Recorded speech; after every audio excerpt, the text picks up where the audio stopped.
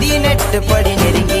ஐயா உன்னை வேண்டினோ முருகி நீ மனம் வர வேண்டும் இறங்கி வருவாயா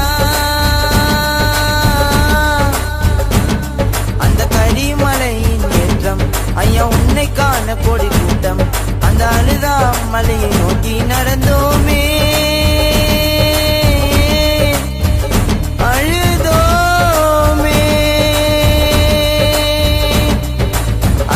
செய்த அறியாத செய்த பாவம் தீரணும்